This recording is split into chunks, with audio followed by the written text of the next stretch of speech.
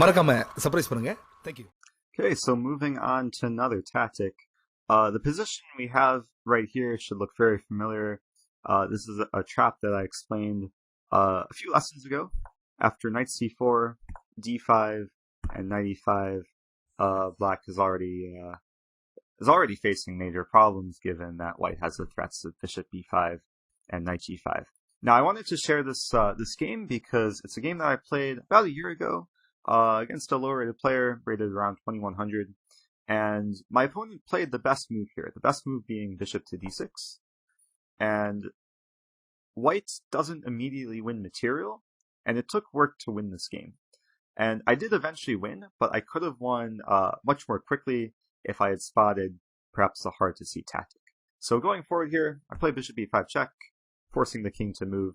We should note that a move like knight bd7 walks into some pretty ugly stuff after knight take d7. White's just winning a piece. Knight take d7, bishop take d6. I know we've seen this before with the bishops aligned and the knights in between.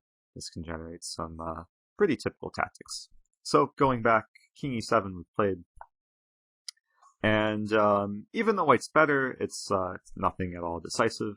I went ahead and played c3, creating some escape route for my bishop in case a6, b5 is played. And a6 was played, bishop a4, h6 played, perhaps preventing knight g5 or even bishop g5. I went ahead and castle. Now b5, bishop c2, knight c6. And in this position, it's really up to white to try and create some plan. And if black gets a few more moves and plays something like king or rook e8 and king f8, it's perhaps relatively safe for black.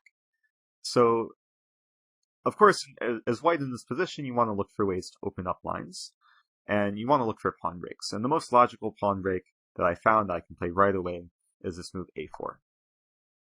And I thought that if I can generate some play on the queen side, maybe I can distract black from perhaps consolidating on the king side. So going forward here, c4, we'll zoom forward a few more moves.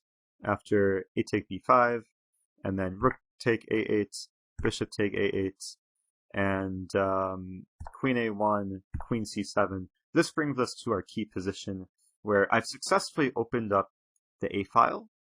And in doing so, I didn't realize it at the time, but I created a pretty important target on a8.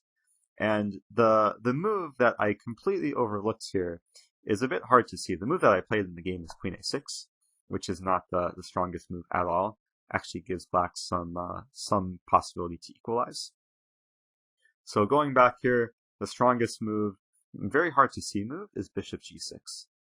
And really, at my level, I should have found this without too much difficulty. It's a pretty beautiful idea that you don't see too often, though, where the bishop can be taken, but after knight take g6, I'm just winning the rook on h8, and the knight is not getting trapped. If king f7, knight take h8 with check. Should actually point out the bishop is hanging here, so I could just take the bishop, and then most likely save the knight via f7, and white's just winning a ton of material. So going back, the main point of bishop g6 is I'm simply targeting this weakness on f7. And a big point here is that a normal move like rook f8 leads to a position where this rook is overworked. The rook is defending both f7 and a8, and I can very simply take advantage of that with a move like knight take f7. And then if rook take f7, bishop take f7, king take f7, I can then in the end take the bishop on a8. So going back to this moment, bishop g6, very powerful move. Perhaps there should be one more line analyzed, as the knight can also be captured on e5. And before you play a move like bishop g6, you do have to calculate probably all the potential captures from black. Bishop take e5 can very simply be met with knight take e5. And the same ideas still apply. And actually the position improves for white, as now this bishop has potential tactics against the black queen. And now if knight take e5, there is a really key move to play here, which is not easy to spot. and it's this move queen a3 check. Maybe this is the hardest move to find in the whole variation, even harder than bishop g6, because it's in between move. And you have to realize when you're whites, the king has nowhere good to go. It's doing a job of defending f7 in many lines, and it also can't really retreat to the back rank because the bishop would be hanging on a8.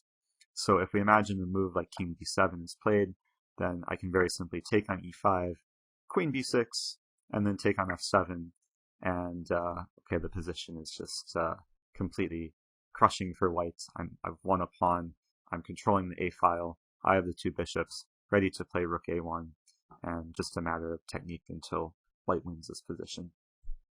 So going back, as we've seen perhaps a good number of times so far, sometimes it requires some ability of creativity to find the best tactical moves. And sometimes you just have to think outside of the box and look for moves or look for ideas that you wouldn't normally consider. In this case, bishop g6, it's a move that allows a pawn just to capture a minor piece. It's probably why most players wouldn't normally consider this move.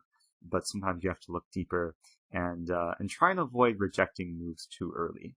If you consider something, look deeper and try and make the tactics work out based on calculations. So I hope you guys enjoyed that, and we'll have a lot more tactics in the coming lessons. So stay tuned.